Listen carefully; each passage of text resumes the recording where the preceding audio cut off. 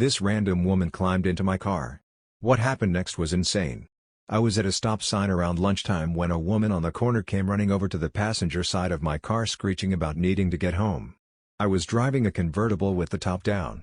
She didn't wait for an answer, just swung a leg over the door and plopped herself into the passenger seat saying she'd give me $5 for gas. She told me she lived in. I knew where it was, about a mile and a half away. She was pretty tweaky but somehow seemed fairly harmless. She never even glanced at me, didn't seem to be plotting something, never said another word. So here's the part where you can all give me shit. I figured it was easier to just go a mile and a half out of my way than to deal with the drama of trying to get her out of my car. My backup plan for carjackings is to just drive into the first telephone pole I see or rear-end the first police car I spot. Better to deal with the aftermath of that than have your body dumped into an alley. So I get to the housing project. It was broad daylight, and I was right in front of the main entrance with people around, so I didn't feel in any danger.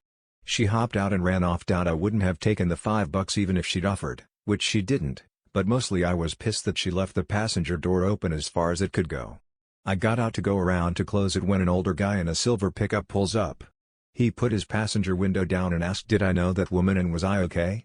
I replied, no idea who she is but yeah, I'm fine. He explained that he'd been coming down the street behind me when he saw that woman jump into my car. He followed me to see if anything sketch was going to go down. I was pretty stunned by the thoughtfulness and told him that wow, thanks, that was a pretty awesome thing to do. He said, I'd have punched that bitch right out of my truck. He then pointed a finger at my face and sternly lectured me like I was one of his kids, don't do that again. LOL. Yes, sir. Of course, he was absolutely correct, and if it ever happens again, I might just take his advice on the punching part. But just try to imagine the entitlement of jumping into a stranger's car because you need a ride. Honestly, if she'd picked the wrong vehicle, it could have turned out a lot worse for her.